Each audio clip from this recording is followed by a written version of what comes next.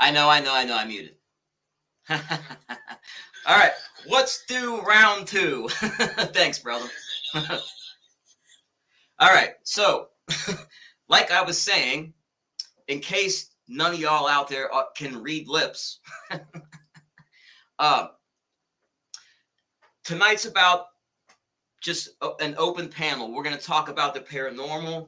If you have a ghost story you want to share, you're welcome to come up and talk. I have a couple of people that are going to possibly be joining us.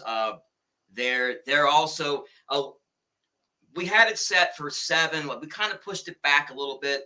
Everybody's running a little bit behind, so I'm going to try to carry it till people show up. It's all right. You all know I can yap away, so I'm going to have at it. So Mrs. Max headed to the car. She had a late shift. She's going to be joining us in just a few minutes. She's got the link. She already said she's headed that way. She's going to be here in a few. So we're going to talk about the communication we've been having, the videos we've been making. You know, who are we talking to? You know, where are they? What's going on here, right? And then I want to also talk about, you know, the real paranormal, because a few people have commented that this stuff freaks them out. The videos that my wife and I have been putting up has got them a little bit on the spooked side, and I just want to. That's kind of disheartening, because really, that's Hollywood that has programmed you to believe that, you know, there's monsters and all these demons out there. You know, don't get me wrong. It's when I'm out there in that cemetery, when I first get started and voices start coming through, I can tell you that every hair on the back of my neck is standing up. But that's not out of being scared. That's exhilaration, excitement. It's really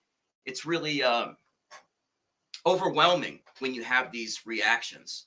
So, hey, we got Hound Dog, Betty Boo. Hey, Kate stays confused. How you doing? Drazo, Snurk, my man Sessa, Shauna. How you doing?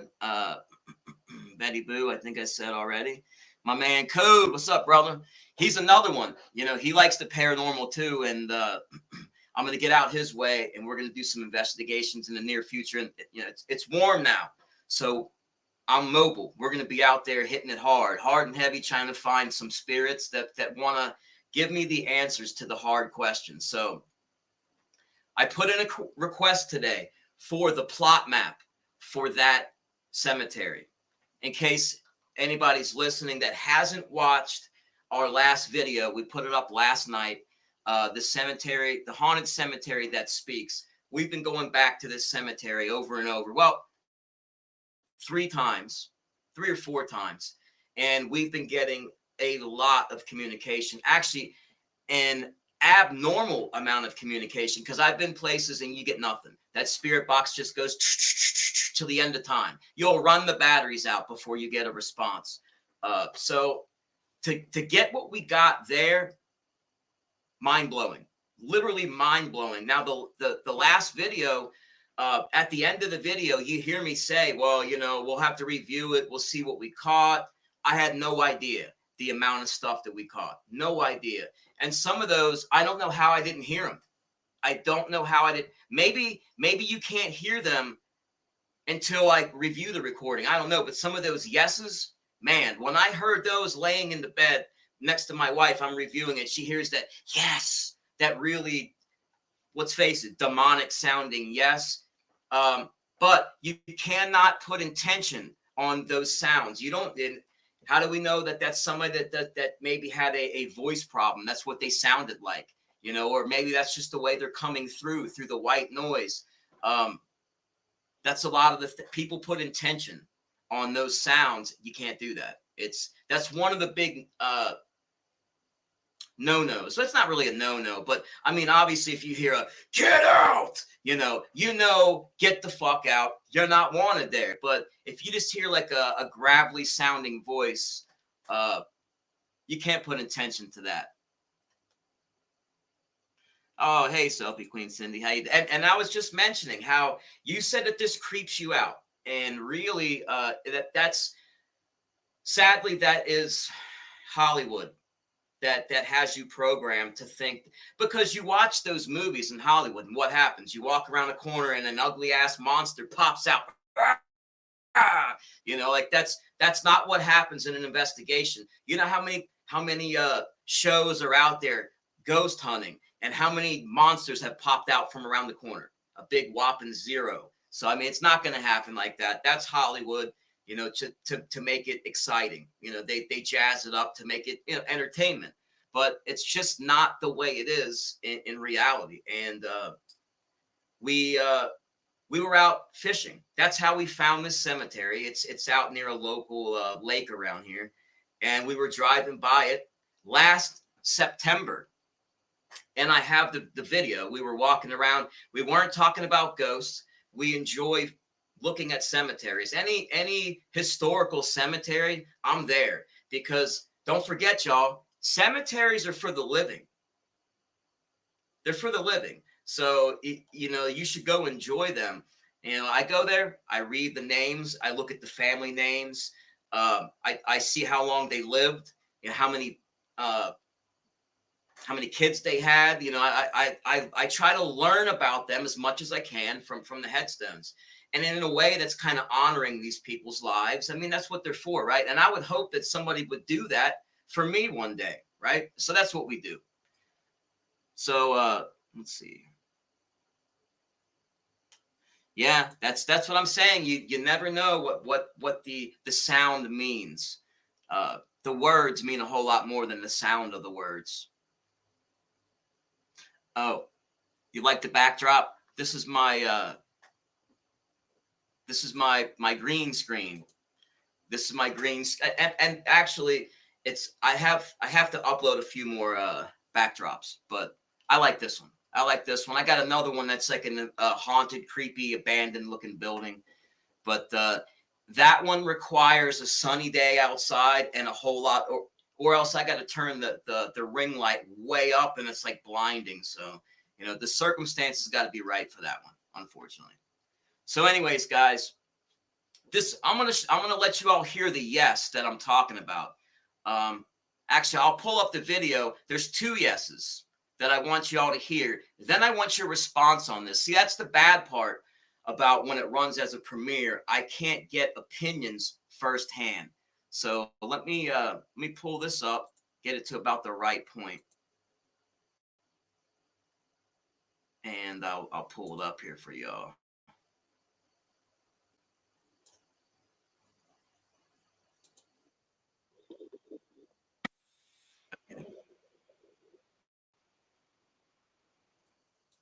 Okay, this is the one spirit box session.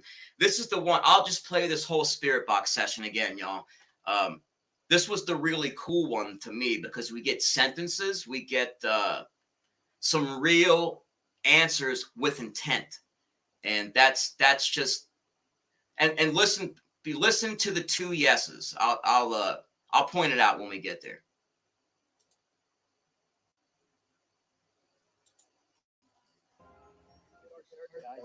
So number 8 or number 28, feel free to come, make your presence known, say hello. Man, I got the chills. Oh, man. Don't be freaking me out.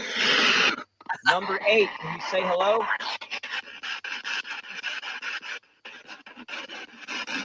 And real quick, guys, number 8, what you don't see is that number 8 has come through every single time. The day investigation and the last 2 night investigations, number 8 has come through over and over and over again.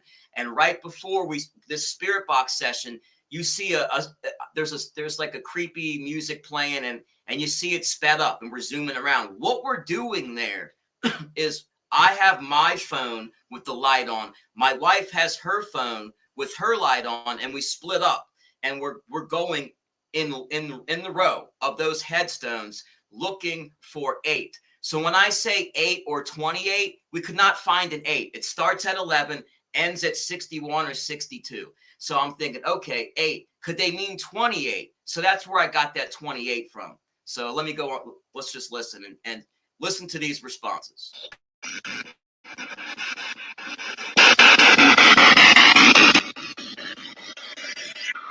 Anybody would like to say hello, make their presence known? Please.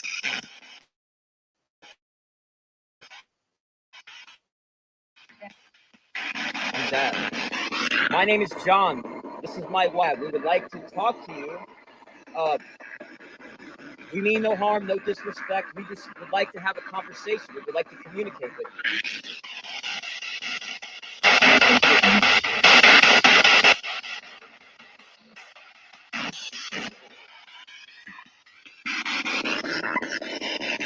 I said last time I wanted to make some relationships. Lisa, you came through. Lisa, are you here?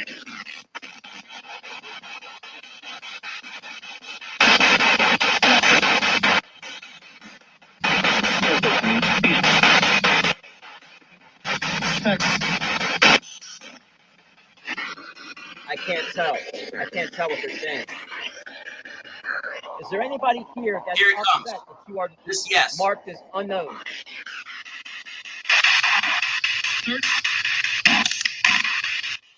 That was a number. I feel like it said 30. Here it 30? Comes again. Watch. That's what I Is there a 30? I don't know. Did you say 30? Did you say 30? Yes or no? Here it comes.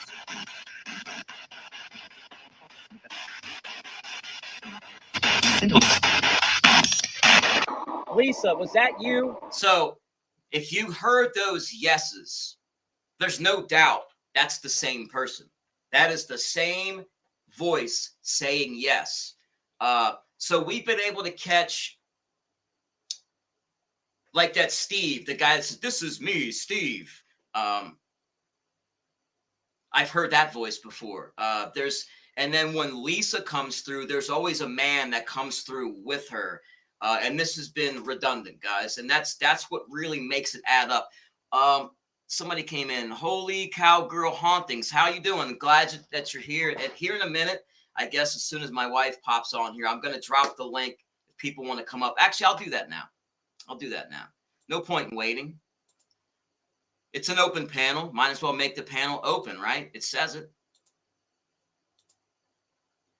If anybody wants to come up and weigh in on this and give their opinion, feel free. I'll let it run another second. Saying 30. Can you tell us your name, 30? Yep. Did you hear that? Yep. Thank you. I did catch that. So, did you catch that? Can you tell us your name, 30? Chrissy. Chrissy is number 30. So, do we know? Can we verify that? That's the thing. If she is unknown 29, then we're never going to know, right? Other than what she told us, and we can assume that her name is Chrissy. But, that's what we're looking for, the plot map. We want to know, do these names exist? We've gotten 5, we've gotten 30, we've gotten 8 many, many times. We've gotten several numbers, but we've gotten 8 many times. So now that 8 means something. And 8 means in many different beliefs, 8 is like a lucky number. So I don't know. Is there a specific meaning to the number 8, or is he simply saying, I'm number 8? I'm number 8. I want to be known. I'm number 8, and I'm lost in time, and that's it. He wants to be known. Because when I said, hey, is anybody upset that yes, that was with intent. That's, a direct answer to that question. Now, when we're asking for names, this is how you know that there's a little bit of validity to the spirit box. Because when you have that, "This is me, Steve," you got a 4-word sentence that spans over 3 or 4 sweeps. About 2.5, 3 sweeps, I think it was. I had trouble telling if it was 2 or 3, but it's more than one sweep. Each time it goes and it makes another sound, it's scanning across another radio station. That's what you're hearing when it's doing that. I'm in the FM band or AM band, and we're just bouncing. It's just scanning from station to station, and it provides white noise that they can speak through in real time. So when you have the same voice and it's a sentence and it spans across several sweeps, that's not, radio interference, little blips, because then it would be like, that's what you would hear if it was radio. You wouldn't be getting names. Another way you can tell is when we're not asking questions, nothing's coming through. It's radio silence until we ask a question. And there's a lot of inaudible, but there's a lot of stuff that you can clearly tell what it is. Then there's stuff that, hey. Hello. How are you doing? How was your day? Good. Good. Very busy. Obviously, I'm getting out of here almost an hour late. So were you listening, I guess? I just really I had trouble doing the StreamYard thing since I'm not used to it. I don't know, I had to jump through a bunch of hoops. So not really. That's all right. You made it. The caretakers that should know where to. Well, see, that's the thing, Lisa. Normally, when you go to a cemetery, you go to the office, and they can simply hand you a plot map. This is a historical place. The church that's there is locked up. It has not been used since 1978. Completely locked off to the public. In fact, some of the pictures I saw online, there was a fence there actually keeping people out of the cemetery. That's not there anymore. There's no signs or anything where to go. So what I did was I reached out to the county historical society. So, it's a little tougher with this one here. So we're going to see. I put in a call. We'll see when they get back to us what we got. Is there even anything for that? I mean, we got unknown headstones. So where did those unknowns come from? Is that like from illness, or was that from a war? They just sent back a bunch of body parts, and it's like, here you go. We don't know who's who. It's like, who knows? We don't know. These are the things that obviously my wife can attest. There are spirits there that are unhappy that they're unknown. Would you agree? I would agree. I don't know. I only agree because of well, I don't really know, to be honest, because you're the one who told me that you heard somewhere that we really can't tell by the way they sound when they're coming through. You know how I was telling you that one sounded not very nice? Yes, very creepy. Yeah. So, I mean, I know that there's spirits there that are trying to come through, I feel like, but I really don't know if it's evil or not. I have not heard or seen or felt anything that has led me to believe that there's anything dangerous or evil there. I mean, in fact, after the first night, the last time we were there, I was not very uneasy. Well, yes, I take that back. There was one point where I felt something behind me, and as I was turning around, I could hear footsteps running up on me, and that's where I go, and you're like, don't freak me. You turn around and you're talking to me, and you can hear me go, I start spazzing out because literally I hear something running up on me, but I can't see it. So it kind of that startled me a little bit. Yeah, that's the first time, honestly, I've seen you that startled. Yeah. Hey, what's up, Drowzo? Chilling. Hello, Mrs. Mac. Hello, Drazo. How are you? I'm doing lovely. Thank you for coming. Oh, absolutely. I'm glad to be here. This takes some getting used to for me. I get tongue twisted a lot. It takes some getting used to. You're fine. You're doing just fine. You're a professional. You talk to people all day long. I know, that's the crazy thing. I find that very easy. Face to face. But for some reason, whenever I do this, which has only been a couple times, I don't know, I get nervous a little bit, I guess. It's all right. I still do. Being center stage and all eyeballs are on you. It does. Yeah. Yeah, regardless of how many people are there. So we're going to have to go back in the daytime and do a day investigation. Now, don't get me wrong. Those are still good. I've seen a lot of those online. There was another paranormal channel that does very similar investigations with the cemeteries, and you can get just as much stuff in the daytime as you can at night. But something about the energy at night, I think when you have that heightened energy level yourself, they feed off of that. So I think it's easier. You're like a salad bar at night. You know what I mean? They feed off your energy. You know, when you're there during the day, you're more relaxed, but stuff still comes through. If they're going to come through, they're going to come through. And You know how I felt about that is like I felt uneasy at first, and I think I shared with you on the way there, and somebody said it last night in the chat that I was more afraid of like just being in the cemetery somewhere, and I just feel very vulnerable, but more toward the living. Like once we started like actually communicating, like there's some kind of peace to that, but a lot of it also was because I was extremely fascinated, because we've done these things before in other places before like you went to YouTube with it. And I was never scared when that happened, but we just weren't getting the same amount of like response, you know? So I do think the energy from nighttime makes it a little bit more creepy, but I am more afraid. Somebody said I'm more afraid of the living than I am the dead. And that's kind of how I feel in that particular place. Well, the fact is, it is out in the country. It is near a state park that there has been people before that wait for people because they're out there in the country. You are vulnerable. So there are some not so nice people that will target people vulnerable like that. So you are more kind of vulnerable to the living than obviously the spirits. But it's just isolated out there. You do feel by yourself, and like you're the only car sitting, like it's very obvious. Like I think that has a lot to do with it too. Like, not that I think anything would happen to us, it just increases the creep factor. Yeah, right. So yeah, well, I'll play it a little more. We'll listen to a little bit more of this. I appreciate that. I heard the thank you.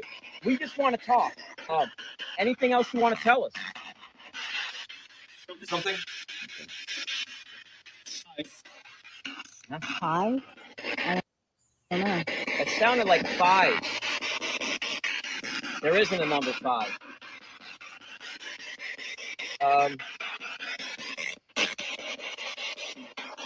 Here's where I'm trying to figure it out. You can see I'm thinking, like, what in the hell? What could 5 and number 8 be now? You know what I mean? I'm trying to think, like, okay, these numbers that they're saying are not numbers that we can just look at here. Like, as all the other ones are numbered, with the exception of 30, who identified themselves as Chrissy. The 5 and 8 are a mystery. I wonder if these are like forgotten numbers. Who knows? I'd be curious to see if we find a 5 or 30 in the daylight. Yes. Are these plot numbers? Yes. See, like that, yes. That seemed like the same yes again for the 3rd time. Very similar sounding voice as to what we heard with the intimidating sounding yes. So you get a lot of the same voices over and over and over. There's only a handful of spirits back there talking to us. But here's the creepy part, guys, and I have not said anything about this yet. Drazo knows. I told him about it privately. But yeah, when we got home, see, we did about an hour and 5 minutes, which took me 6.5 hours to whittle down into 15 minutes. But we did about an hour and 5 minutes there. Didn't feel like we were getting much, even though we were getting a ton. So we left. Went home. Went across the street. We stopped somewhere. Sorry, I didn't mean to cut you off. We stopped some. Oh, never mind. You were going there. Sorry. Yeah, we stopped to another spot that we've gone to before, just to see if we get something else, because the night was still a little bit young. And we went home instead. Well, we went there for a minute, didn't get nothing. Went home and we did a spirit box session in our house. That was off the chain, y'all. As I've mentioned before, we have a small cemetery of cremains in our house alone. We do. Somehow, well, with my pets and people that have passed. We have several urns sitting down there, more than a couple. So just for the heck of it, because in this place where we live now, my wife and my daughter have witnessed the cabinets, double cabinets open right in front of them. Not in front of them, but they could see it. And had a plain view of these things opening. So I know that there's energy here. So we did it. And Not family just the came. cabinets. We've had a couple incidents. Like the cabinets were one. Sierra and I just saw them like randomly slowly open, like in more than one cabinet. And then me and that same daughter were talking. Our bedrooms are kind of like catty corner to each other. So we were both talking in the doorway of our bedrooms. And like all of a sudden I was just like, only my head literally like was pushed forward into the door jamb. Like Sierra was standing right there when it happened. Neither one of us could believe it. Like my They feet mashed didn't their move, head. just smashed my head into the door jamb. So we Mashed have their had head those two into the things. door jamb. Yes. Yeah. They were so creeped out about that for like 3 weeks. 3 weeks. Like they were glued that they wouldn't go anywhere alone in the house. And I get it. I get it. Because that seems malicious. But you know, I don't know. That's the only time anything has been slightly threatening. But the same daughter and I were home one time, same place. And she asked me, is mom here? Where's mom? And I said, oh, she's at work. And she was. And we were in the basement. And from the first floor, I'm on the second floor now, but on the first floor where I used to stream from all the time, like if they were yelling down the steps into the basement, said, no, I'm not. And it was her voice. We both heard it plain as day. It was loud as hell. She answered, no, I'm not. So that's like the mimicry I don't like. I don't like that. That to me is evil because you are then mimicking a family member. I don't like that. I don't like that. That's threatening to me. And that's only happened here once. And it was very bizarre, y'all. It's not like look, things happen here, but like any haunted place, they don't happen every second. You know, it's like few and far between, but when they happen, it's really phenomenal. So and I've been to other haunted places, like my wife and I, we like to go to haunted bed and breakfast, and we've been to a couple that we've experienced some things, and then we've also been to places where nothing happens at all. It's just sometimes those shows make them famous, and there's really not as much paranormal activity as they would like to let people believe that there is. But I've had some stuff happen over here recently. Earlier, Victoria came up and she said, Dad, did you go downstairs? And I said, no, why? She says, the TV on in the family room is on. I said, well, I haven't been down there. I says, but I did tell Alexa to turn on the big TV here. I says, because I synced it. So she's like, well, the TV downstairs just like happened to come on. And I was like, okay. So now she's scared that there's a ghost in the house. But last night when I went to bed, my wife came to bed and I got woken up by the sound of my door. And when I looked up, the bathroom light went on. And I looked and I didn't see anybody come in. So that's cool. That's I love that stuff. I wish how long have you? Good. I was just gonna ask Drazo how long he's like lived there and if he's ever had any other experiences there. I've been here since November. Okay. So I just moved in here.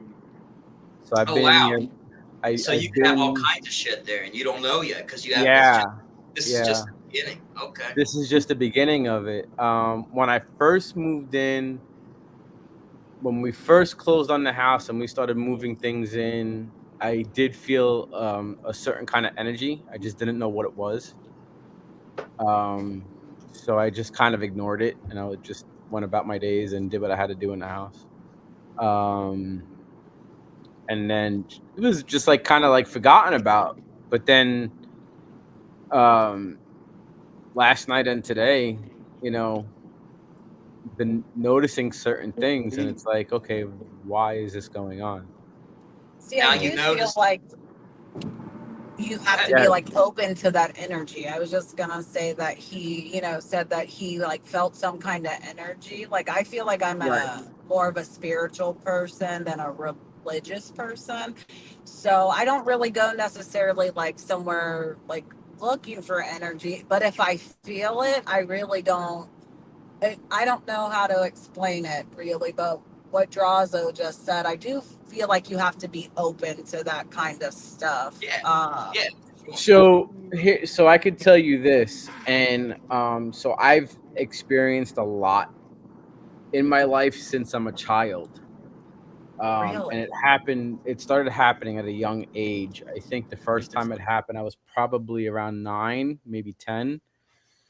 And I saw a little boy standing next to my bed.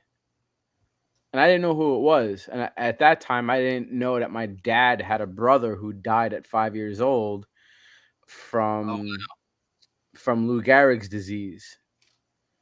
So I went to my dad and I had said, "Hey, Dad," I says, "there was a little boy in my room last night." He goes, "What little boy?" I says, "He looked familiar. He looked like somebody in some family pictures." So now he pulls out the family album and he turns to his brother. And he says, "Is this who you saw?" I said, "That's exactly who I saw." I was like, "Who is wow, that?" wow. He goes, "That's my brother. He's been gone. He passed away at 5 years old." And I didn't know what that meant at that time. So then that's when he started explaining to me about, life and death and stuff like that. And that was the first time my first interaction. And then throughout the years, as I got older, there was a lot more stuff that happened. So Well, I've heard of like a common thing that I've actually been researching a lot lately. I'm probably going to do a show on it. Is something called after death communication, and they say that it's very common when somebody passes from, anywhere from immediately up to a year, or a couple of months to a year. Things will happen, and it's them, like people trying to communicate.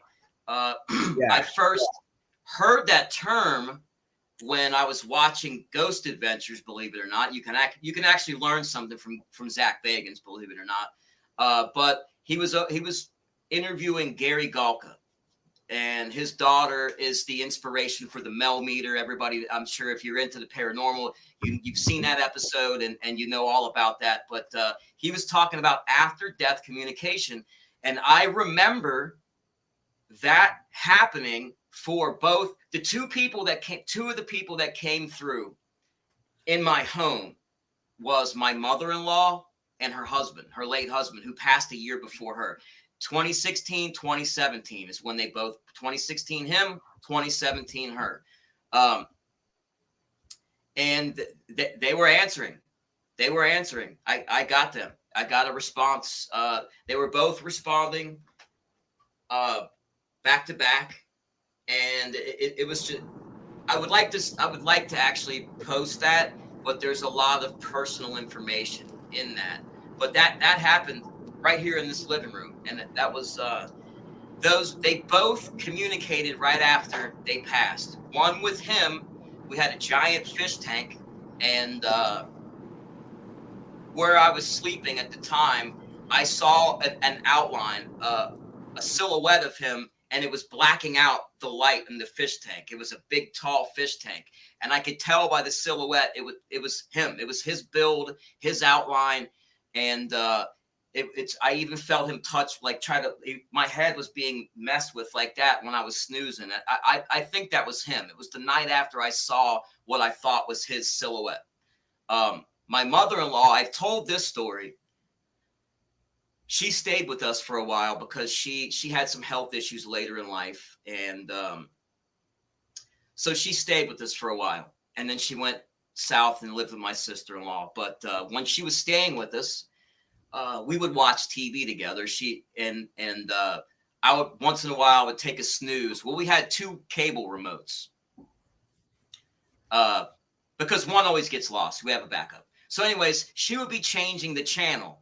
And I'd wake up and I'd see she was changing the channel. And I would take my cable remote and I would hit the little button that says last. And any channel she would change it to, it would bring it back to the last channel. So she'd start changing the channel and start flicking it harder and harder because I was fucking with it. And then she'd hear me snicker. And she'd toss a pillow at me and, give me a little friendly cursing out. And that was that. I would fuck with her and she would fuck with me. So that happened. That happened here. Like it kept fucking with me. The TV kept doing that exact thing. And I said, all right, Mom, you're fucking with me. I get it. And then I'm like, all right, enough though. She did it for a minute and then it stopped. So I have no doubt that was her. And after the spirit box session, there's no doubt in my mind she came through. What do you think, Tab? I definitely believe that was her. I think sometimes when we're like missing somebody a lot, I do believe that was her, especially because I know that it stopped when you asked it to stop. But Yeah. had it not, sometimes I think just circumstances, when you're missing somebody, you kind of look for that. Like you just want to know, like afterlife, like they're okay. Like I asked her that in the house when we did that session recently, that we've decided really not to share. But what was nice about that, like kind of on the same subject, is when you were saying they were both there, you would get like a response from each one. So when we were talking to who we thought was like Mom and Gary, there was both like you would ask a question and they would both answer it. And then when we were doing it with Mom, Gary, and Grandma, we would get 3 answers. You know what I mean? So I don't know. My brother who passed came through his last name. And at the end, his voice was on the last one before we cut it off. Was his voice. My son agrees. My son, I didn't tell him. I did not tell him what to think. I wanted him to hear it. He knew exactly who it was without me telling him. So you can tell by the voices. I can tell that it was her stepfather. Was her stepfather. There's a couple of responses where you can hear the tone of the voice, and you can tell that it's him answering. You can tell it's a male and a female answering. So it's just too much for coincidence, y'all. And it's really. It was very emotional. It really was. Very. Yeah. I might post part, maybe a little clip of some of that. A lot of it was very personal though, and I some stuff you just don't share, But one thing that was really weird, and I discussed this with another family member. Now, you guys remember from the cemetery session, we got "This is me, Steve," right? You remember that "This is me, Steve" response. Now, when we did the session in our house, we got a Steve that came through. So I don't know if that's a hitchhiker, or if they're referring to, I have a great grandfather whose name was Steve.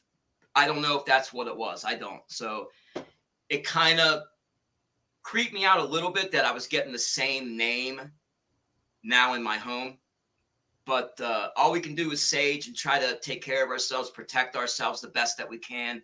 And one thing I won't do, and I think that my wife and I talked about this too, and we were watching Zach Bagans actually do this, and he was taunting ghosts and like threatening them and like challenging them, and That's dumb. Yeah, it's trying to challenge them, and you don't know who you're challenging, but to do that, I mean, that's for entertainment though, but I don't see anything safe in doing that. You don't know who you're challenging or what kind of person you're challenging. But, I believe that people that are good in life, You know, the goodness carries over. You know, but people that there are nasty spirits, just like there's nasty people. You know, they're just people, right? So just because you passed doesn't undo everything you've done. You know what I mean? You're still the same person. As Right. far as I think. Now, You don't know what kind of demonic is behind it all, too. You know, I mean, if someone has a demonic, deep down, dark core, you know, you never know. so I want to show this to y'all. Okay, this is something that I was looking at earlier, and I've looked into this before in the past. Now, keep in mind, guys, I'm not a physics major, okay, by any stretch. I like to challenge my brain a little bit, but I got a GED, guys. You know, I'm not a rocket scientist, but I was looking up dimensions, right? So where do these ghosts go? Are they able to come and go from different periods of time and places and bounce around, you know, like that? You know, that would be kind of like a time travel in a way. And if you are energy, okay, so first let me show you what Google and Wikipedia tells you. This is important. Present, share screen. This really actually kind of irritates me a little bit. So I typed in, how many dimensions are there? So we all know that a piece of paper is one dimensional. It's flat, and you know, so we all know what 1D, 2D, and 3D are, right? So I put, how many dimensions are there?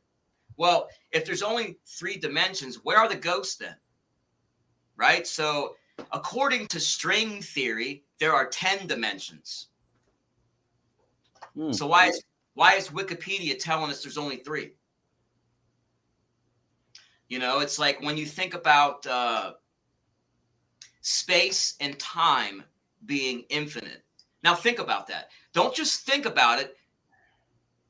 Here's what I want you to do. Picture endless space in your mind. Picture it.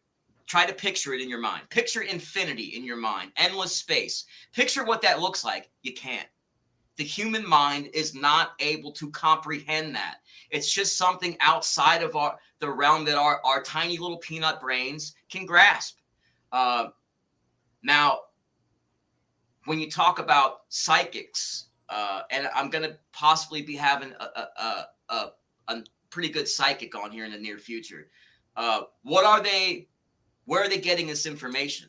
You know, so there's got to be. To me, obviously, there's more than 3 dimensions. Like you got to be pretty simple-minded to believe that. So I think that psychics are just tapping into that energy. You know, I've heard a lot of near-death experiences. I'm sorry, Tab. You can jump in here anytime. I can ramble my butt off. You know that. A lot of these near-death experiences, they talk about after they pass, the answers to things that they were wondering, they just knew. And like automatically, it was just like automatic comprehension. Everything clicks and you have the answers. So, you know, in Ancient Aliens, like ancient alien theorists call that the Akashic record. So that's just a timeline of existence. Everything that's happened along a timeline ever. And to be able to tap into that energy and have all that knowledge, I think that's what psychics are able to tap into. And I know what people are going to say. Well, if they're psychic, then why can't they just go predict the lottery numbers and get rich? I don't think it works like that, guys. You know, I don't think it works like that. We don't get to pick and choose what comes through to us. Maybe there's an ability that you can get. Maybe you can get to that point.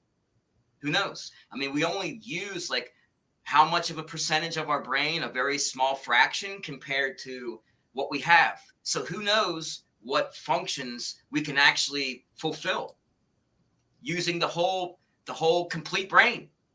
So these are the things that I take into consideration, and I like to challenge the mind. I love the paranormal. I've always had stuff happen to me too. Now, Tab, tell the story. I know you hate telling the story. Tell the story. You know what story I'm talking about. You know what story. You there? Tab. Oh, you must be in a bad zone. A bad. Oh, Either that or she's pulling up. Oh, here we go. Here's a guest. Hey, Christina, how you doing? Good. How are you? Great. Everybody, this is a new friend, Christina. They are let me put your link in the chat. So Okay. have you been listening? Did you get a chance to catch any of this? I did see one of them. Oh, Yeah, are you caught up on what we're talking about so far? No. Oh, she's here. That's why. Okay. No, I've been talking my butt off since Dimensions, and apparently you couldn't hear me. Oh, well, you were muted. You were Told muted. you she was pulling up. Sorry, I'm trying to get everything together here. The wife just walked in. Do you want to pull up a chair and sit here? Do you want to just sit right there? Or? I'll sit like right. I'll stay on my phone. Okay. But Well, you jump back on the link, and I'll add you. I was going to tell you something about Dimensions, so let me just get back on. Okay. Oh, let me jump out of this account here. So, how's it going? We've been talking about the spirit box stuff. That's what we were pretty much going over, and Okay. And where are the ghosts, and why is it that Wikipedia tells us there's only 3 dimensions, where ghosts are clearly not a part of that 3-dimensional world, obviously. And I think that there's enough research out there to prove that, right? Right. So, but that we're just, shooting the shit about whatever, anything. It's an open panel. Cool. Hi, Christina. I'm Draws. Hi. How you doing? Yeah. Hi. Nice to meet you. Nice to meet you. So, Red Road Paranormal, right? That's the name of it? Yeah, that is one of my podcasts. Yeah. Okay. Let me put the link Yeah, in there. Rez couldn't make it tonight. He's doing an investigation. So, Oh, cool. yeah. That's cool. I'm going to be getting out there tomorrow night. I would go every night if I could. Yeah, it's just not possible, but I would if I could. Once you get some really good evidence and you get stoked and you're inspired about it, you want to be out there constantly. It's just not Yeah. not I think possible. it's pretty exciting. I like it. I do too. I've been doing it for a long time. Really? Yeah. Nice. Everybody give a sub if you don't mind. There's the I've had many experiences through my life. Cool. Yeah. Cool beans. Yeah. I do psychic for a living. I mean, it's that's my job. Wow. Yeah. The podcasts are like an extra little thing that I do, but yeah, I'm a professional psychic and a medium. So tell me, explain that to me, because I don't watch a lot of psychics, but I can tell you that what do you think of Kim Russo? She really impresses me. She impresses me too. Yeah, she's just everything she's done just blows me away. And if there's any doubters out there, her and of course John Edward, he's beyond phenomenal too in my book. Amazing. No, we got some. Yeah. You have me open, Tab? YouTube?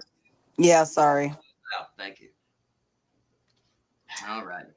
She's new to this. I've been on YouTube for a while, but she's new to this, so she's trying to get it all figured out. Sorry about that.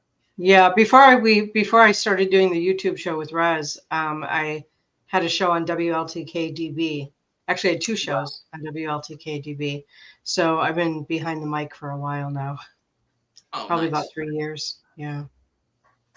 So the big thing that we're trying to figure out, my wife and I, the big project that we're working on now is the cemetery that we've been investigating. There is an unknown section in the back of it. And we've got a ton of people coming through that seem very displeased that they're marked unknown. They are giving some names up, but I if I could try to solve some of the mystery for them and help them out, that, you know, that's our mission. I don't know how successful we're going to be with that, but we're looking for the plot map. We got a request in for it now because somebody handles that, the historical Right. society. I can't just walk in there and get the map. So we're that's what we're working on. But yeah, I'm not very psychic. Like my mother has a little bit of a psychic ability.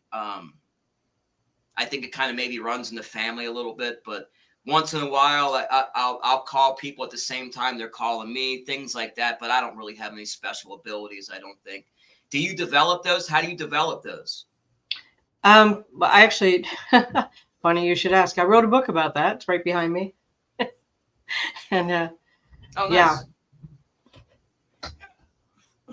Hey, Johnny, I'm going to drop down and let you do your thing. Okay. Thanks, brother. What's the name All of the right. book? Intuitive View. Okay, guys, check Yeah. that out. This is all new to me. So the psychic realm and stuff like that. So, go ahead. Right. I was actually born with it. It was discovered as soon as I was old enough to talk. I would have prophetic dreams, and throughout my childhood, I would have prophetic dreams where I would walk into a room, and it was actually in 3D life, it was my grandparents' home office. But in my dream, it was always a bedroom, and there was a lady in a hospital bed. And I would walk in, cover her up with a sheet, kiss her on the cheek, cover her with the sheet, and then I would wake up crying. And every time that happened, some relative I never heard of died. So it was like, yeah, every single time. Yeah, it happened 5 or 6 times throughout my childhood. And then as I got older, into like middle school, it started happening. Things like started happening when I was awake, where I would see things other people weren't seeing, hear things other people weren't hearing. So for me, it's been a lifetime journey and learning how to deal with it. And then, like, I don't know, 20 years ago or so, somebody asked me to help them communicate with someone who had passed over. And it turns out it was her son who had drowned trying to save someone else's life the day after he graduated from high school. Oh my Oh my goodness. goodness. Yeah. So that was the beginning of Intuitive View, because she wanted me to teach her. And I'm like, well, and then she asked, could she bring a friend? And I'm like, sure, if you can bring a friend, can I advertise? You know, I ended up with 16 people in my living room. So Oh, wow. yeah, it kind of went from there. So it's been a journey. Is your book like based on like teaching people like how to tune into their abilities, or is it about your personal experiences, or a little bit of both? It's mostly teaching people how to tune into their experiences. Oh. There are different ways to experience intuition. So, you know, we go through all the clairs, clairvoyance, clairaudience, clairsentience, all of that. Yes, Lisa, I did. Thank you. Yes, I did. So the book goes through that, and then there's a lot of practice stuff with learning how to connect into other people's energy and then pulling back from their energy. And you know, it's really a step-by-step guide in how to tune into your own intuition. Is there anything you would recommend for us using like the spirit box? How do you feel about well, see, it's kind of like it's very similar to like the Ouija board, right? And I've always had like a negative kind of feeling towards a Ouija board, but in essence, the spirit box is pretty much the same thing, right? It's just opening up a channel of a line of communication. Am I right? I would say yes. Honestly, as someone who listens to spirit directly, a spirit box is just noise that gets in the way. But that's because I can already hear them. I don't need the static to be able to hear them. Okay. But a lot of people find it useful. I'm not going to say it's not a useful tool. It's very much a useful tool. But for me personally, it just is uncomfortable for me. Yeah. Yeah. It's some people I guess don't have the support. You know, I know like my wife, her paranormal experiences, and I've been trying to get her to tell her story, has always like fascinated me. the what she saw. Can you tell that real quick, please, Tab? I wanted you to tell that ghost story. Are you talking about the one when I was younger, like in the Yeah. kitchen? Yes, that one. I don't Start from- mind telling it. I just want to explain that it's not really that I don't like sharing it because it was I almost couldn't really even believe it. So it almost made me feel like, was it a dream? Was it not a dream?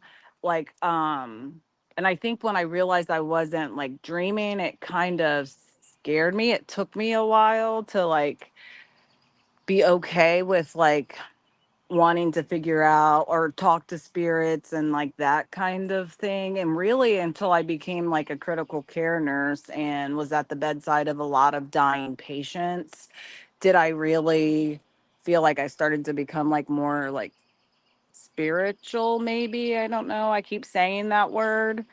So I guess I really don't mind sharing it. I was young and lived with my mother at the time, and my grandmother. They lived right across from each other, and so I would stay at my grandmother's quite a bit. That's where I was like the most comfortable. And we had a family friend who would come over like all the time. They were very close to my mother and grandmother. It was a married couple. I would play with their daughter.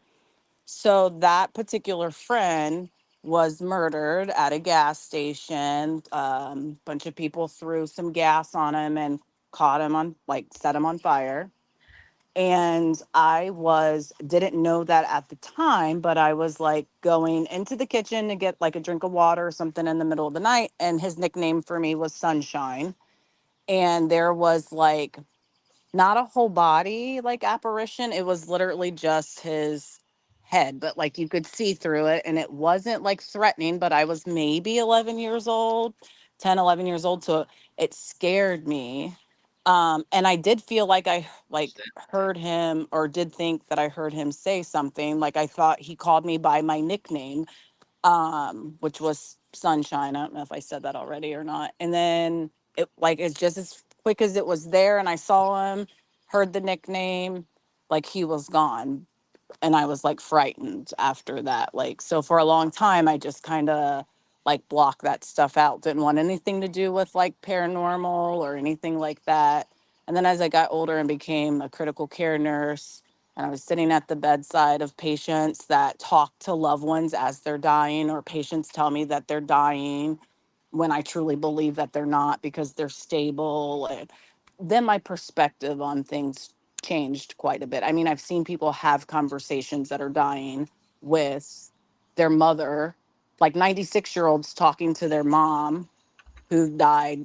I don't even know how many years, before that. That's just an Right. example. But Mhm. that's when I became more open to like everything. So I don't know. I feel like my first encounter seemed negative to me, I guess is where I'm kind of going with that. I think because it scared me.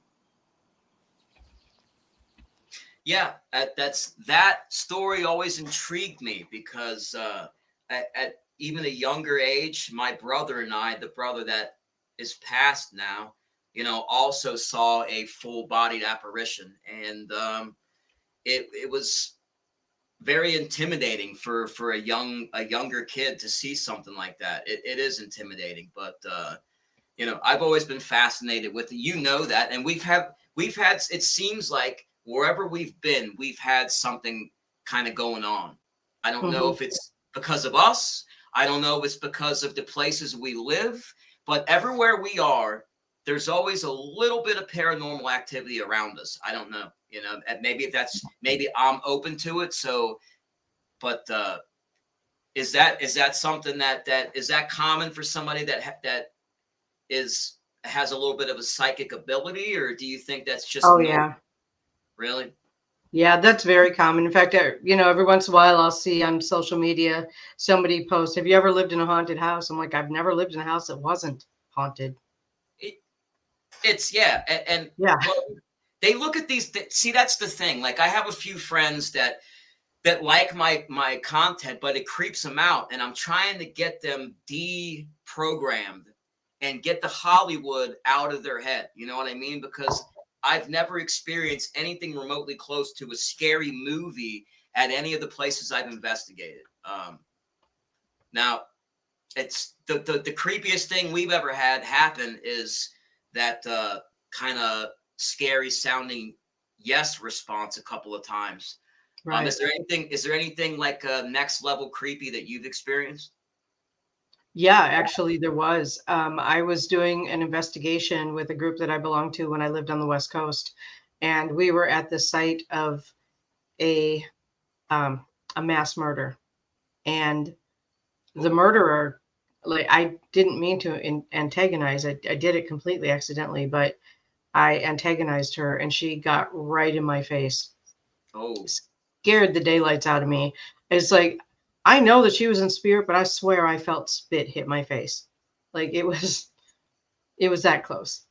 And it was really, really creepy. Like, and then I got hit with a sinus infection that went systemic, and sinus infections don't typically go systemic. yeah, Like, yeah. yeah, That's abnormal. That's very abnormal. very abnormal. I was sick for months after that. Yeah, that was the creepiest for me. You know, I was gonna I just wanted to like elaborate on a couple things. One is like when she was just saying that, I think when Drazo was on earlier, I was trying to say it, but I think that's when I started cutting out. And he was saying how he does believe, you know, like I'm paraphrasing completely, and like negative energy also, or like negative spirits, I guess, is what he was saying. And I was chiming and saying, I totally believe that, as much as you would not like to think that, because there are people who are just, we know, are very nasty here in their present body, like murders and, you know, things like that. So I can Yeah. only imagine if they were that way their whole life, um, that they're that way in death. I don't know that to be a fact. But also sometimes if we are really picking up on the energy and things around us, or if John really does have like a little bit of a psychic ability, um, I I respect like psychics a lot. I truly, that is something that I believe in. So unless I can be 100% sure, I feel like I never really acknowledge those little things that may come through. Or even when John is sharing something with me, I'm like, oh, you know, that's fascinating. And I know that, you know, telling the truth, but I'm like, I feel like if you're truly psychic, it would be things kind of like you said, that you can see, like hear them, you know, and you don't need the spirit box. But I guess there are still psychic abilities that come through in certain people, is what you're Oh saying you yeah. believe. Okay. Oh yeah. A gut feeling is a psychic experience. I You know, never thought of it like that. it's all intuition. It's just, you know, we all experience it differently, which is actually why I wrote the book, because I'm the Virgo from hell. I tell you, I have like 6 houses in Virgo. I'm very to the point, and probably to the point where it's obnoxious to the point. But my book is very bullet pointed. It's probably the most bullet pointed book you're ever going to read. And it's like, here's the list of how this works. Boom, boom, boom, boom, boom. If it works this way for you, this is what you're going to experience. Boom, boom, boom, boom, boom. So it's very it's actually a pretty short book. I mean, it's not a very thick book, you can see. So but it's very to the point. And there's so much of this that we take for granted as just like normal life, and a lot of it is intuition. You know, we came here with intuition. It's kind of our guidebook, it's our GPS. And I think if everyone is honest with themselves, I think that they would understand that we all have it to some degree. You know, you get that feeling like, I should take a different way home from work today. Yeah, yeah. That's intuition, you know. That saved me. And in fact, if you're saying that's psychic ability, that intuition has saved my skin countless times. Countless I'm times. sure. Yeah. Yeah, well, I guess that I'm going to get the book, because I do want to read it, because I want to be able to develop this. One of the things that I was expressing to the spirits there is that I want to be able to develop a relationship with some of the ones that come through every time, and being able to increase my ability to communicate would definitely, go a long way. So yeah, that's see, now I think that it's neat because I just happened to come across your channel, and for those of you that don't know, I was just going through paranormal stuff. I came across her channel, and I sent her a message, say, hey, I'm gonna have an open panel if you want to talk about paranormal. So I think you meet people for a reason, and things. Yeah. People come into your life and people go out of your lives for a reason. That I don't think everything's completely random. And I guess psychics have like what do you have a spirit that kind of like you communicate on a regular basis, or a group? Because I've heard that a lot of times people will have like family members or spirits of friends that kind of guide them without them knowing it. They can kind of make like suggestions, subliminal or like I don't know, like psychic suggestions without them even knowing they're being affected. But I've heard that there are spirits that try to guide people in that way. Yes, spirit guides. So you can have those without knowing you have them then, and they can still affect you. Absolutely. Most people have no idea that they have spirit guides. That's actually one of the things that I do, is that I can help people meet their spirit guides and learn to develop a working relationship with them, a conscious relationship with them. I tried to put my website into the chat room a couple of times. It said to fail to post. Let me do this. You should be able to do it now. Let me give you a moderator status here. That way you should be able to post it now. Oh, okay. Because I could post, but right up until I put a website in, they let me post. You're good to go now. So yeah, go ahead and drop the links. You're good to go.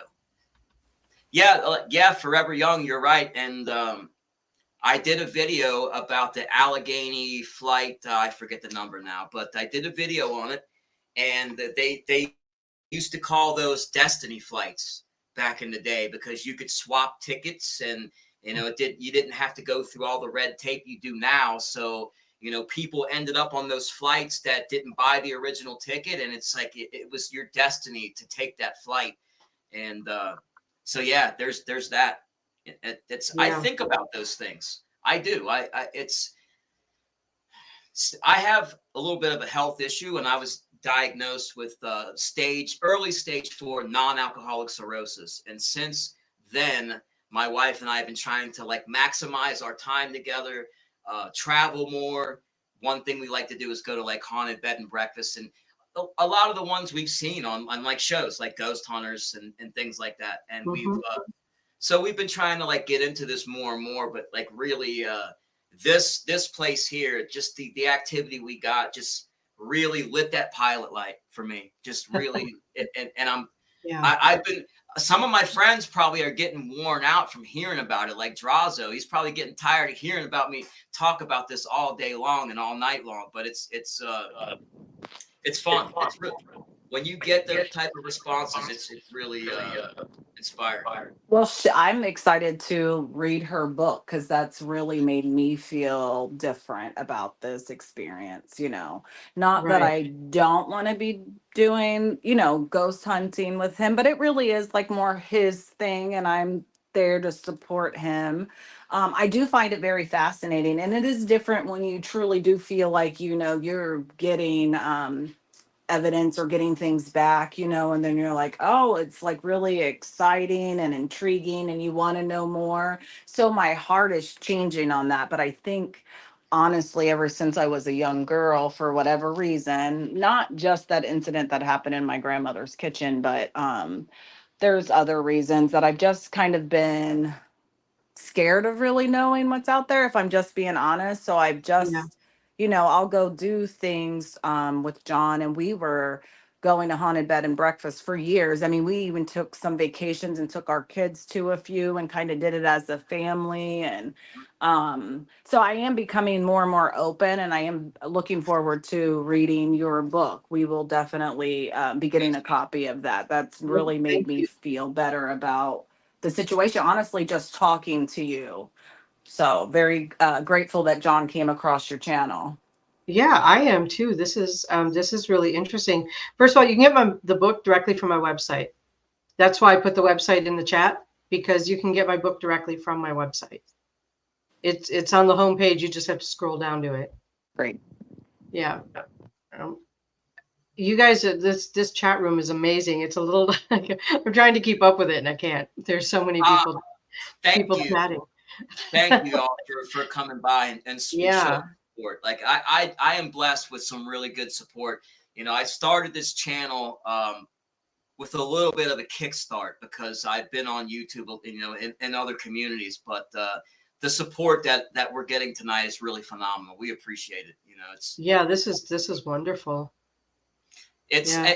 well, you know, not to be, you know, YouTube is really a toxic place these days, and I think that a lot of people are starved for content. You know, so if there's anything that really is good content, people are more than willing to spend the time to listen to it. Right. Right. Yeah, it's funny because I am on a, a show once a month in England. That is Oh wow. based in England. Yeah, From Beyond with Glenn Bottis, and he sent me a meme to that effect a couple of weeks ago. It's about not having any content on YouTube or whatever. It was funny because it's exactly what you just said, and we Uh-huh. strive really hard to make sure that we have content. You know, Yes. so Yep. yeah, That's it from now on. Like I won't entertain any of the other stuff. It's nothing but content.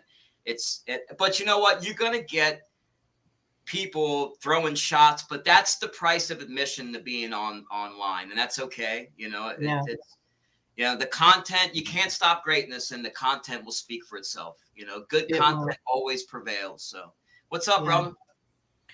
I have questions. I So have answers, maybe. there's a few of us who. All right, hold on. Sorry, I'm just. I'm a very emotional person, so just give me a minute. I just got to get over it. It's all good. There's nothing wrong with emotion. Oh man, no, I'm like a freaking walking nightmare sometimes. Okay, so in December 11th of 2022, my mom passed. And while she was passing, for whatever reason or another, I was able to see her going into the light. What a Wow. beautiful gift. Truly. That is truly a beautiful gift. And it was both my grandparents holding her and taking her in. That happens often, that loved ones are there waiting to help us cross over. That happens often. What a blessing to be able to Sorry, see her off like that. No, you're fine. You're fine. That is a beautiful blessing in my world. I would say that was an amazing thing. What a beautiful thing. You know, my sister and I both have a gift. I have it stronger than she does. I'm the oldest. And I had told her what happened. So she goes, "How come I couldn't see it?" I said, "Because you're not ready." She goes, Yeah, "What do you mean I'm not ready?" I says, "Grandma and Grandpa said you weren't ready." they would know. Yeah. They would know. That is such an amazing gift that I'm telling you, probably better than 99% of people will never have that blessing. What a I beautiful thing. feel her around me all the time. I don't know if it's because my cross is a keepsake. Her ashes are inside. Okay. I have her portrait tattooed to my chest. So I don't know if all of that has something to do with it. I believe that it probably does. You may want to just check with her, ask her, do you have the ability to hear her? I did once. And she told me that she was safe and okay. Good, good. You needed to know that.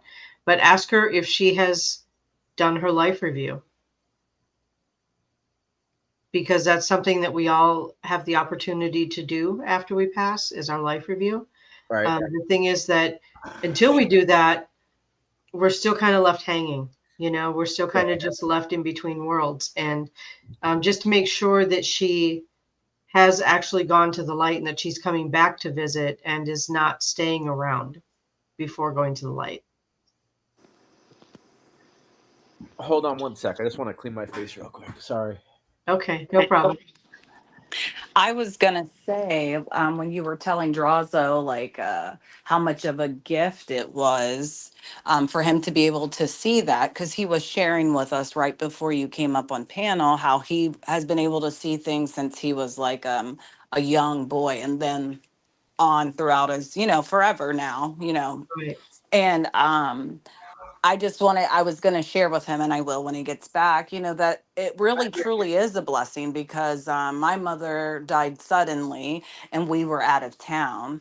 And now I did get to speak with her the night before, and I knew that she knew. She said her final goodbyes to me, my husband, and then my children.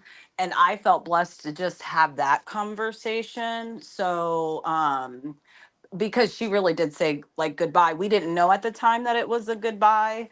And when right, you were speaking of like intuition, now I knew she was very, very sick, and we were in Florida and she was like in Tennessee. We were leaving the next morning, and like she called us that night. We were taking one last stroll on the beach. She asked to speak to like everyone. She spoke with me last, wanted to tell me how like proud she was and things like that. She told my husband that he had always been like her best friend. And so at the time, I just was like, she's sick. She doesn't feel well. Excuse me. The very next morning, I went to call to check on her, and she had cardiac arrested like minutes before that, and they were like doing CPR like during the time that I was trying to, call and talk to her. So it wasn't until after the grieving and things that I sat back to really think about it, and I was like, oh, she knew. She had to have known just based on the conversations that she had with us literally hours before She her knew. heart stopped. yeah, So I was like that when Drazo was saying that he's seen his, was able to see his mother, like it really is a blessing because now I'm in a space where I'm comfortable with it, a little bit more comfortable. I would give anything to be able to see her. yeah. I get that. I get that. I did want to address a question that came up in the chat. Sure. Let's see, where was it? Oh, can you explain what you mean by review? A life review is when you literally you cross over and you literally get the opportunity to look back on your life and maybe look at your original soul contract, which gets into the Akashic records, which I realize is a lot deeper than maybe we intended to go. But you get to look back on your life and determine whether you did the things you wanted to do, experience the things you wanted to experience. What would you do differently given another chance? And, it's my belief that we do get several chances to experience whatever it is that we want to experience in lives. Um, I feel like doing the life review, and I'm only sharing this because I can tell you I've had this conversation with people on the other side. My son passed away last year suddenly, and Very sorry. he was 29, and he told me 3 months after he passed, I'm going to be gone for a while, Mom. I'm going to go do my life review. And he was gone for probably a couple of months where I didn't hear from him. I didn't see him. I had no contact with him. And when he was done with that, then he came back, and he helps me now with sometimes with readings, with helping people find peace in mediumship readings. He still does investigations with me. We were on the same team. We were on the same investigation team, Paranormal. And so I still have a relationship with my son from the other side. It's just different because he's not solid. He's not in person. And I'm using his camera, actually, his webcam, He had a better webcam than me, so it ended up in my house, so I'm using it. And every once in a while, somebody will say that they saw a shadow walk behind my chair, and that's him every single time. So I know Well, that he's say around. hello to him. If he's like to say hello to him, and my name's John, and this is my wife Tab. I mean, that's all we do is introduce ourselves now. Like Yeah. it's His name is Logan, by the way. Logan. Yeah. We don't know any Logans, do we, Tab? I don't think I know any Logans. Now we do. Now we know a Logan. I'm very sorry to hear that, though. I have a friend who lost his son, also a close friend of mine, and Thanks, BB. although I've lost friends and very close friends and relatives, I just don't think that you can know until you've experienced that, and I know that he's listening, so I hope that maybe that you sharing has maybe lightened his heart a little bit,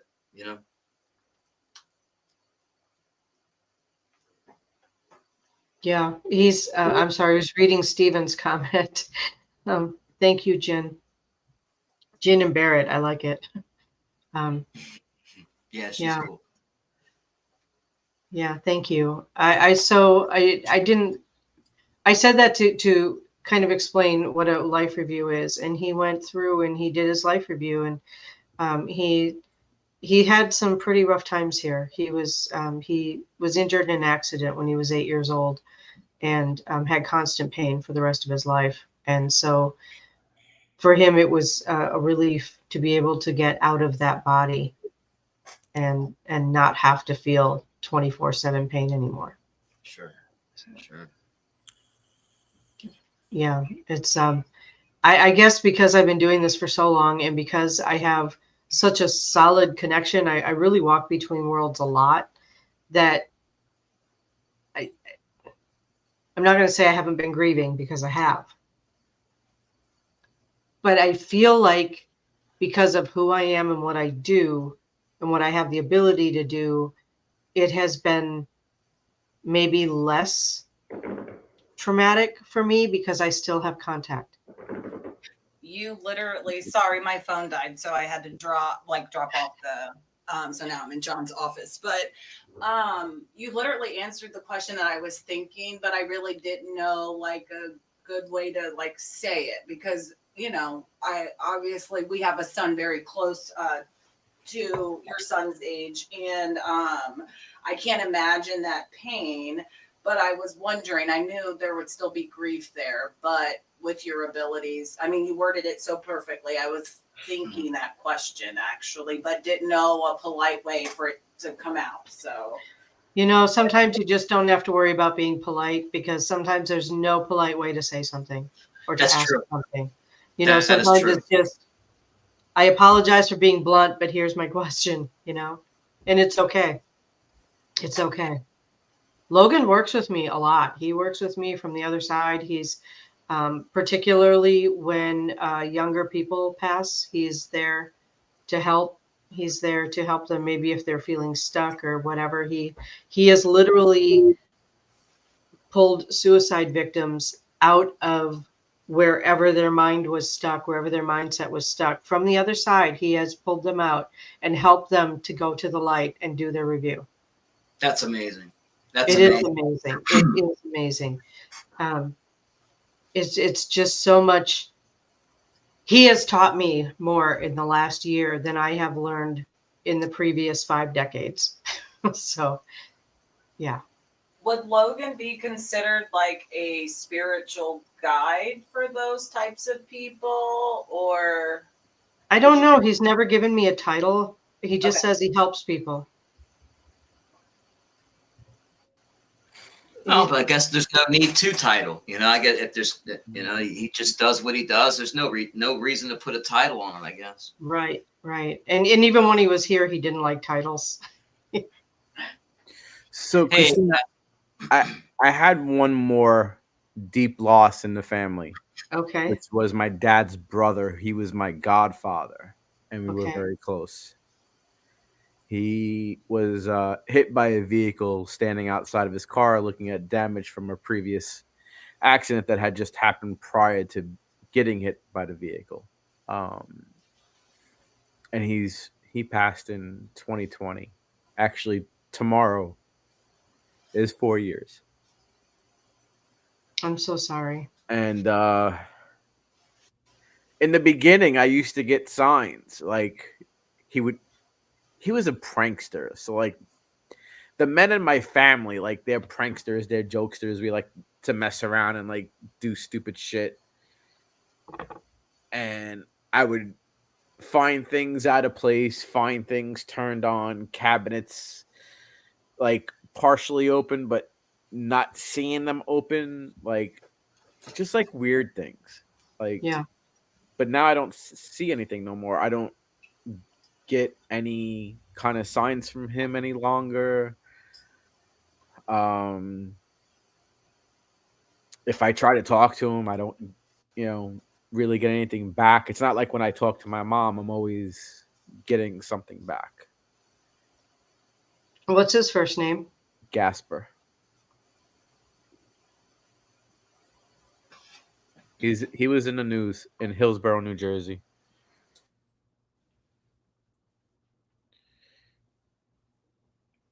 Last name Madrazo, Madrazo. Okay. And he was a junior.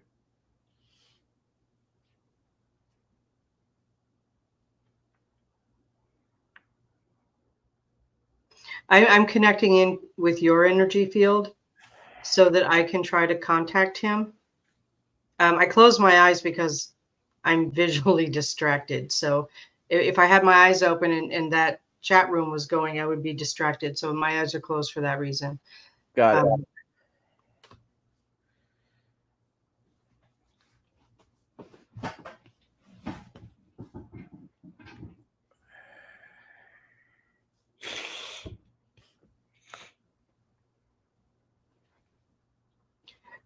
I'm not directly connecting with him, but I'm connecting with someone else who is telling me that he has been working on something. And this isn't the first time I've heard this. I've heard this a lot, actually, where, they don't just sit around on the other side waiting for us to contact them. They have shit to do. So he's working on something. They're not telling me what it is. They might not know what it is. And I feel like it might be his father who's telling me this, actually. But the reason that he hasn't been around is because he's working on something. And when he's done working on that, then he'll be checking back in again. Interesting.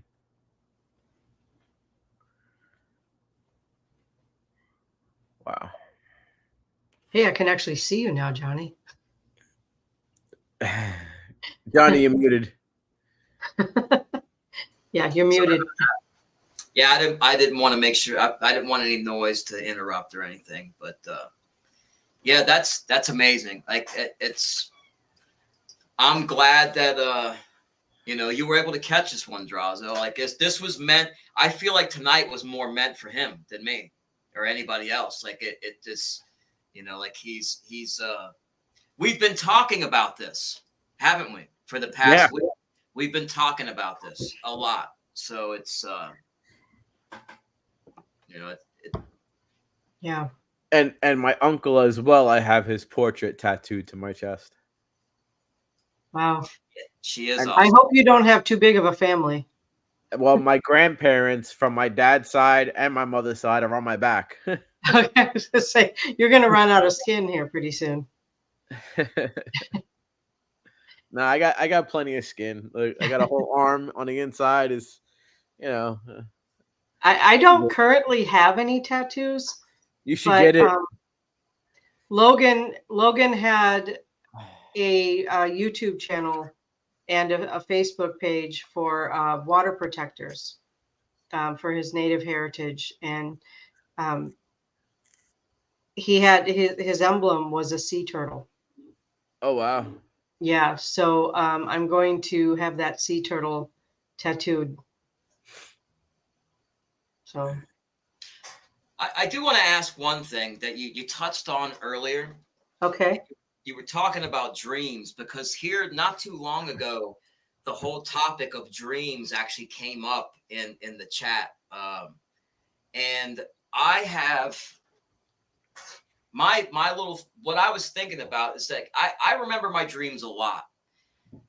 And my dreams are normally like everyday life, but things are different. Like maybe I won't have kids in the dream, or I only have one kid in the dream, or I'm single, or like it's like I'm in an alternate reality. Mhm. But I have a have theory had. about that. Okay, let me hear your theory on that, because this is, I think about this stuff all the time. Okay, so my theory is you are actually be at that point when you're physically asleep in this dimension, you're actually experiencing your life in other dimensions that are happening simultaneously. That's what I was that's what I thought. Yeah. That's what I I felt have like. those too. I have those too where, it's like I when I'm here, I know the people here, and when I'm there, I know the people there, but it's Yeah. different. Yeah. Yeah, because faces are different, names are Mhm. different, but you like in the dream, you know these people, like you've always Yeah. known them, and you have these memories in that Yeah. realm of like you've always been there, and it's so bizarre. And I thought I Yeah. was maybe the only one that has these, but it's all the time, and yeah, it's. But you know what? And this is what I think. Since space is infinite, time is infinite, there has to be like infinite dimensions, right? So there's infinite Right. variations of you out there. So so maybe in some dreams you're able to fly, where in the rules of this reality is you can't fly. But I've Right. had a couple of dreams where I can fly, where I have abilities or things I don't have now, and it's just weird. I've always wondered, where do these come from? Are these creations from my brain? But they just seem to some of them are just, they're just normal. They're just a normal everyday life, and it seems normal to me, like it was. I don't know, I'm rambling Yeah. now, but that's how I feel. It's bizarre. Christina, I've had similar experiences. Yeah, Draza. how do you feel about deja vu? I think deja vu is incredibly confusing. I've never been able to figure that one out, and I've seen different explanations of it that just don't click with me. So I'm not really sure what that, but it really is like, oh my God, I've been here before, I've done this before, and the only thing I can figure out is like relating to the conversation I just had with John, and that's that we've had the similar experience, but maybe in a different reality or a different lifetime or a different. Does that make sense? A different dimension. Because I've had deja vu multiple times, and the outcomes the first time weren't great. Yeah. And I've noticed in my travels, whether it's work or personal life, I'll be in an area and then all of a sudden I'll get a deja vu, and I'm like, all right, this is about to go down. How do I handle it now? Yeah. And I kind of handle it differently from when I first had it click in my head. And It's you weird. handle it better, I assume? Yeah. Yeah. Here's a question from Coffee. What do you think about recurring dreams you've had since childhood? Now, I've had a couple recurring dreams, but not since childhood. But do you have an answer to that? Actually, I wanted to address what she was talking about before. Okay. Before I get to this one, I hope it's all right just to call you Coffee. Yep, no problem. When you were talking, when you said something about you, let's see, if you get signs about death. Okay. I just want to let you know you have a right to ask not to get those signs. If it makes you that uncomfortable, if it makes you that difficult, if it's that difficult for you, you can just ask your spirit guides, the universe, whatever it is you believe in, to not give you those signs. Because just real quickly, I used to get those signs. Obviously, those were the first ones I had as a child. But then I don't know, it was maybe 20 years ago. I kept getting visions of an earthquake, and I could not find where the earthquake was. It was in Lake Tahoe. How in the world would I have figured out? First of all, how would I figure that out? Second of all, what would I have done about it? There's nothing I could do about it. Don't give me the information. I just kind of said, I kind of just got nasty with my guides about that, because if I can't do anything about it, why give me the information? Sure. That's You know, it's not helpful. I'm here to help people, and if I can't help people, then don't give me information that is going to be useless. So if you can't prevent someone from dying, or in some way be helpful to them, then you have a right not to ask for that information. Okay, now to the recurring dreams. I had recurring dream from childhood on until sometime maybe in my early to mid 20s. And it was always that somebody was chasing me. I was scared to death. My heart was pounding. I would wake up in a cold sweat, terrified. And I just decided one day I was going to take control of my dream and figure out who was chasing me. And when I did, I stopped in my dream. I turned around and I was looking at myself.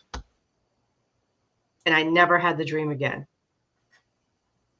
So it's really difficult sometimes to, when you asked about the recurring dream, what is it trying to tell you? Is there something that you can do in a lucid dream state to figure out what's going on there? So hopefully that was helpful. Wow. I'm sorry, go ahead. My wife's father was diagnosed with cancer a few months ago. Well, more than a few months. And the day before, she had gotten a call that the test came back positive. I had a dream that he was sick. And I don't know why, but I passed it and just didn't say anything to her. I felt like I should have said, I think you should call your dad and check up on him. Mm-hmm. But I didn't. And then the very next day, we found out that he's got cancer in the esophagus. He's got a hiatal hernia, and that's where the cancer is. Oh, ouch. Yeah. So, Ouch. yeah, it's weird. I get a whole bunch of stuff that comes to me, Christina. I really do. It's sometimes I don't mind it, and sometimes it's weary, especially when the next day you get a call and it's like, shit, I just had a dream that he was sick. Like, yeah. But I mean, he's doing good. He's on chemo and stuff like that. So he'll, they're trying to shrink it. Yeah. That cancer seems to be running rampant right now. Sessa, Sessa, I always dream about people that pass away in my family. Is that before they pass away, or you dream about them after they're already passed away? I'm not sure what you're getting at. She wants to know if it's before or after. Do you dream about them and then they pass, or you just dream about people that have passed? They're coming through in your dream, I guess, to say hello, or you know, like I've had, oddly enough, the people that came through in the spirit box session in my living room, the family members, have all been in my dreams in the last couple of weeks here. All of them, every one of them. Wow. So it's the ones that have passed. Okay, so that they've already passed. Okay. That I wasn't sure if we were dealing with premonitions or communication. So I don't know if you were on here when I was talking about my son, but yeah, I talk to my past family members too. And they come to me sometimes in dreams, sometimes when I'm driving, sometimes just, when I'm just hanging out. And it's interesting. I feel blessed to be able to speak with them, to be able to hear them. I feel like it's a real blessing to be able to communicate with my loved ones, regardless of whether they're in a body or not. Absolutely. Yeah.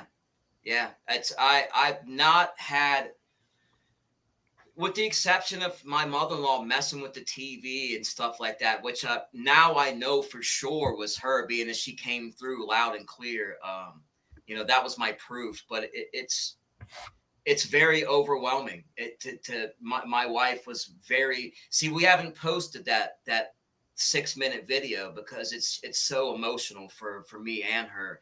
Right. And they say things like, I'm like, that we miss you. Yes, of course, is what they say. That's the recording. That's what comes back on the spirit box. So like that, they validated everything, all the concerns and things that are you okay? Yes, they answered everything that my wife's been worrying about. And it was just really cool. It was really cool. Maybe that is awesome. Yeah, it was very powerful. And that is awesome. Yeah. Jen had said something earlier that I saw about people judging the way her friend died, which was suicide. My son was suicide. And you know what? He's fine. He's good. He's at peace. And I believe your friend is too. I believe your friend is too. I actually had a cousin who was ballsy enough to say that my son was frying in hell because he committed suicide. And that person is no longer in my life because I'm not going to deal with that kind of abuse. I'm just not going to. Or that or any other kind, but I'm definitely not going to put up with somebody saying that about my child, and he was a grown man. He wasn't a child.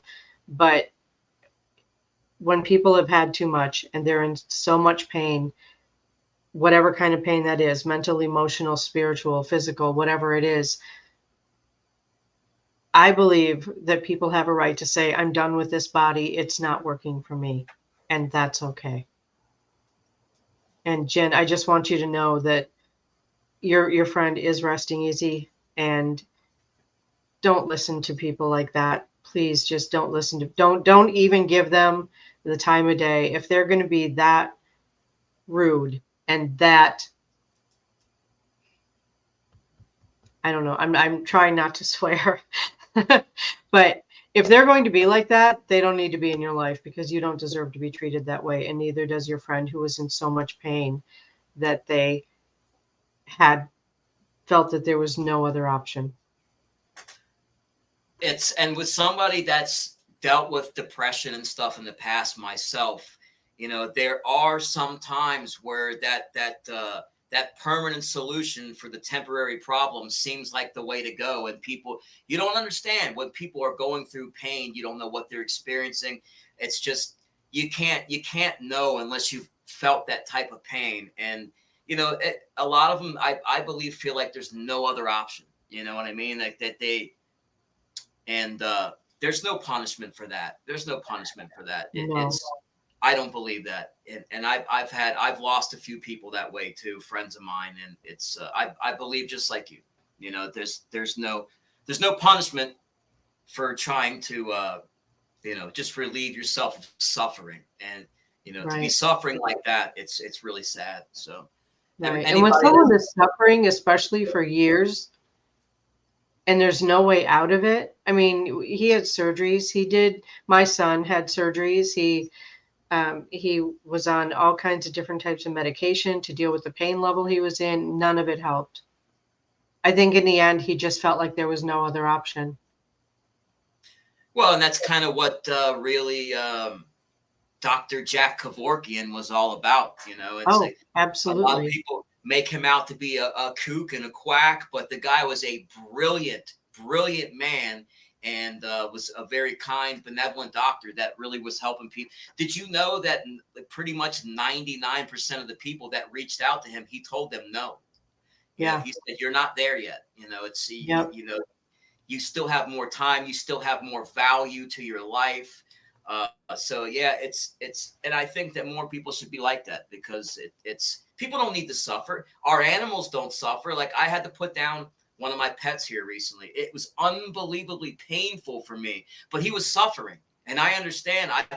Once I realized how much pain he was in, I couldn't bear one more second knowing that he was suffering like that. So it's, you have to look at it. We are kinder to animals than we are to our own family members. It's crazy. Thank you, Stephen. Thank you. I agree. you know, And animals. thank you. I am too wise for you. I like that. That's my wife, by the way. Oh, that was is your wife. Okay. yeah, Nice. Sweaty. If you want to come back up, you're welcome to try to come back up again. I went into a bad depression when my uncle died because, I feel, he was cheated and taken from us because of a irresponsible driver. And you can hold on to that, or you can just understand that when it's your time, and however Oh that. no, absolutely. I Yeah. hold on to it knowing that's what happened. It's not his fault. Yeah. However, Yeah. it's his time. Johnny, put the link in there for Sweaty because she can't scroll Yeah, back no up. problem. It's too far back.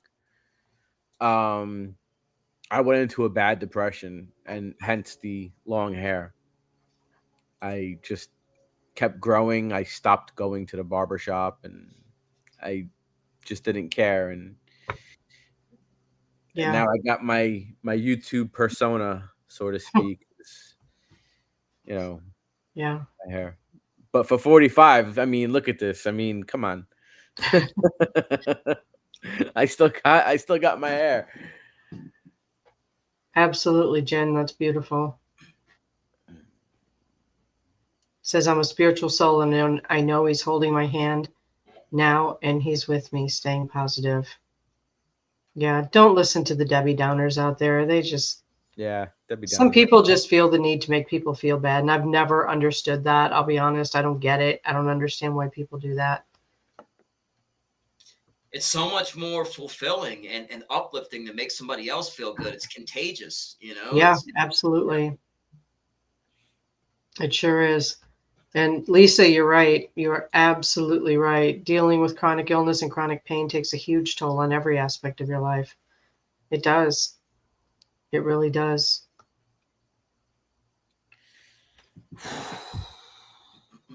Hopefully, Wow. Sweaty back up here for the. I sent her the link. If you want, you know what? I'll send it to you on IG too, in case you're having some type of problem. That way, if you lose it, you can grab it again. It keeps saying Mike lost connection with browser. Go back out and then come completely back in again. And then when it says allow Mike, put yes. And then when everything pops on, then you can turn the camera off and then close out your browser altogether and restart your browser. Or if you're on your phone, swipe up and close out YouTube altogether. Yeah, and it'll reset it. Once you hit something wrong and you got to reset it. Like I do that all the time. I bump no, and then it says access denied or Mike denied access, just like you said. Pain in the butt. I wonder what he's working on. I don't know. They wouldn't tell me. They wouldn't. I don't know. Maybe whoever told me didn't know. Well, there's been a lot of drama in the family too. Oh, that could be. You're right. So this is Tabitha, right? Yes. Yeah. Yeah, animals don't have any hidden agenda. It's just pure Right. love and affection. And it's some of my best friends have been my pets. Listen, I walk in the door and the first, human, life form to come to me is my dog. I have a 90-pound chocolate Labrador, and she stands up and she's my height, and she's get in That's my awesome. face, and she's just happy to see me. That's And so awesome. she's always the first one there, and then comes the kids, and then the wife. So I when you love that. investigate, do you use any cameras that have any capability seeing into like the UV spectrum a little more? Because I've seen that I've done a little bit of research, and from what I see, I've seen Ghost of Zach Bagans. They use this camera that has a much broader spectrum, and they were getting, and another video I posted up, it's about the haunted warehouse, and this guy had a camera basically with the same capabilities. And when he says, show yourself, give me a sign, and nothing happened. But when he reviewed the camera, there was a giant blob of purple energy that was only seen in UV. So like that in itself makes me really want to get a full spectrum camera like that. And then of course with the like the EVPs, those are heard. Those are, you can barely hear them. They're in a much lower frequency. So do you think that they're just not on our same frequency, pretty much? You know, and once in a while, I'm just trying to get. That's my understanding of it. You know, I actually don't. I mean, the only equipment I have is my cell phone, and you know, there's a lot of controversy about that.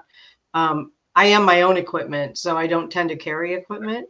But there's okay, so like last weekend we did an investigation in a haunted train car.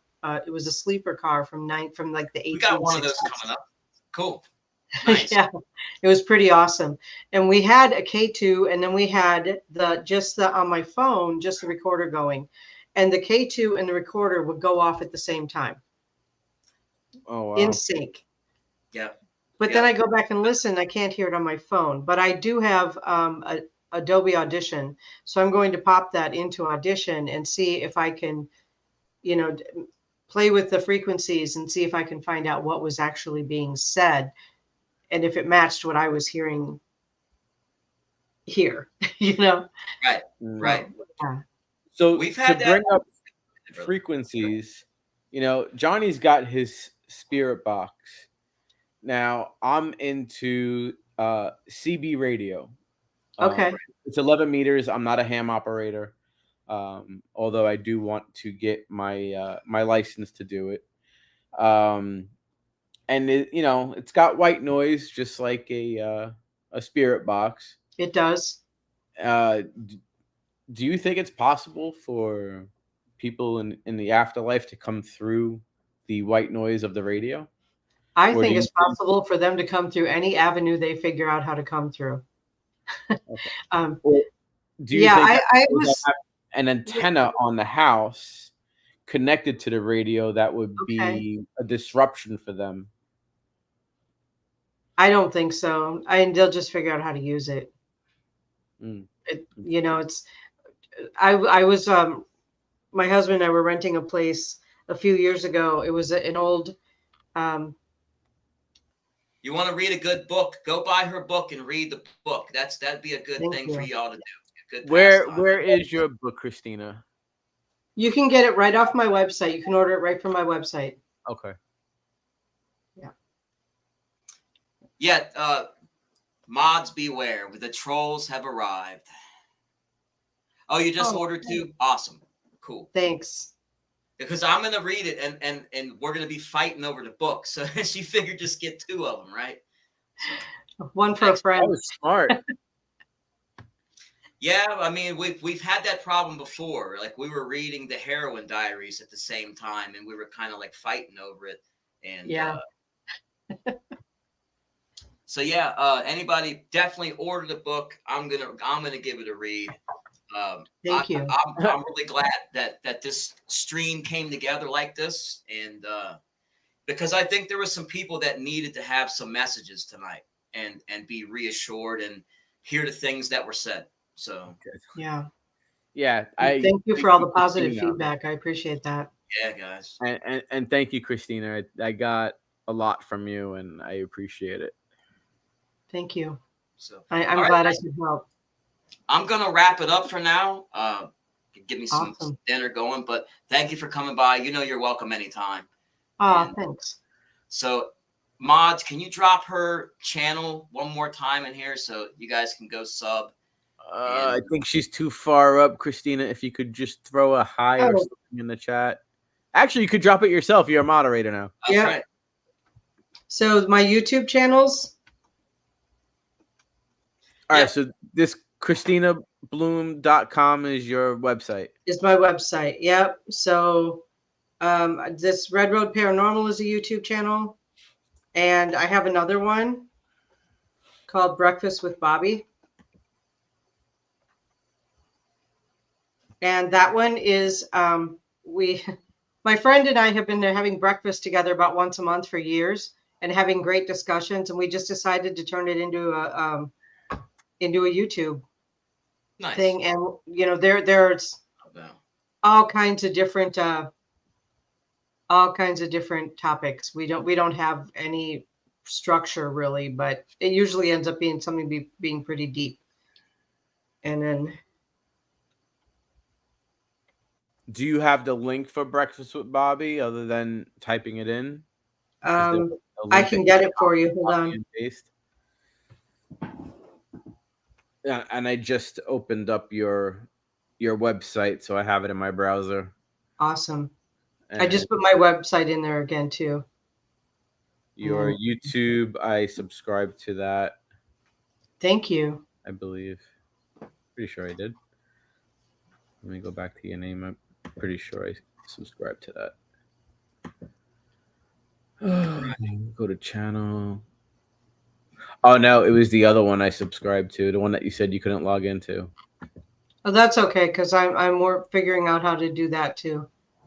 So You know what I'll do, guys? I will put the links in the description of this video in case Yeah, Okay. it's a good idea. Hey, Wicked. That way you guys can grab them for those who haven't had a chance to get them. Yeah, I got you, Amanda. So okay, I think I got it now. Yeah, where are we? All right, so this one is Breakfast with Bobby. It's posting. There it is. there you go. And then I'm going to switch accounts here.